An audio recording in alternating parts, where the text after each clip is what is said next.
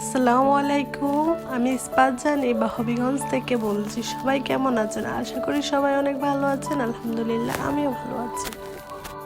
সকালে সবাই মিলে চা খেয়ে নিলাম, তারপরে বাসায় যেগুলো বাজার ছিল না সব বাজার আমার শ্বশুরমশাই করে নিয়েছে। তারপরে এখানে গরুর মাংস তরকারিটা বসানো হইতেছে, পেঁয়াজ কুচি, রসুন বাটা, পেঁয়াজ বাটা, আদা বাটা, তারপরে গরম মশলা সবগুলো দেওয়া হলো, লং, এলাচি, দারচিনি, তেজপাতা।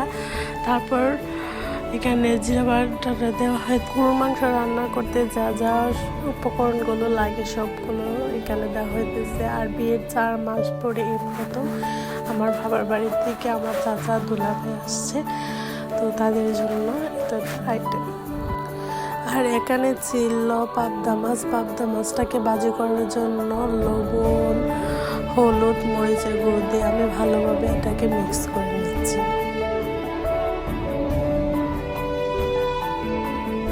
তারপরে চুলাটা আমি জ্বালিয়ে নিলাম, নেওয়ার পরে এখানে তেল দিয়ে দিতেছি।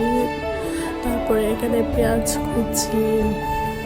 কুচিটা যতক্ষণ না বাদামি কালার হবে ততক্ষণ পর্যন্ত এটাকে ভাজবো। তারপরে এখানে গরুর মাংসটা আমি দিয়ে দিলাম। তো তারপরে এখানে রোস্টের জন্য ব্রয়লার মুরগি ছিল, ব্রয়লার মুরগিটাকে ভালোভাবে আমি ভেজে নিতেছি। এখানে আবার গরুর মাংস পরে কাঁচা লঙ্কা দিয়ে দিলাম আমি। তারপরে ছিল এখানে দেশি মুরগিটার মধ্যে ভালো করে নাড়াচাড়া দিয়ে দিলাম। তারপর এখানে ছিল পাবদা মাছটাকে আমি ভাজি করে নিতেছি। এখানে একটার পর একটা উলট পালট করে দিতেছি। তারপরে এখানে একটা চুলার মধ্যে আমি রোস্ট রান্না করবো, তার জন্য তেলটা গরম হওয়ার পরে পেঁয়াজ কুচি দিয়ে দিলাম। তারপর আদা বাটা, রসুন বাটা যেগুলো লাগে আর কি সবগুলো দিয়ে দিতেছি। তারপর ভালো করে নেড়ে ছেড়ে দেওয়ার পরে এখানে দুধ মিক্স করে নিলাম, টক দই আর কি। তো তারপর রোস্টটাকে আমি তারপর আরেকটা চুলার মধ্যে আমি পোলাও ভাত রান্না করার জন্য তেল দিলাম, কাঁচা লঙ্কা, পেঁয়াজটাকে ভালোভাবে আমি নেড়ে চেড়ে দিতেছি। তারপরে এখানে চলে গেলাম রোস্টটাকে নাড়া দেওয়ার জন্য। তারপর পোলা চালটাকে আমি দিয়ে দিলাম। পোলা চালটা দেওয়ার পরে ভালোভাবে আমি নেড়ে চেড়ে নিতেছি।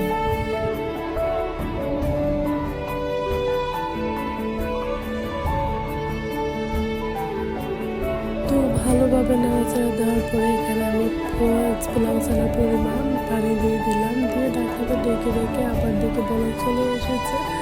তো তারপর আরেকটা নাড়িয়ে রোস্টের মধ্যে আমি নাড়াচাড়া দিতেছি। তারপরে ছিল এখানে রুই মাছটাকে ভাজি করে নিতেছি, এখানে হলুদ মরিচ দিয়ে ভালোভাবে ভাজি করে নিলাম। তারপরে ছিলাম ফাইনাল দেখে এখানে পোলাও ভাত ছিল, রোস্ট ছিল।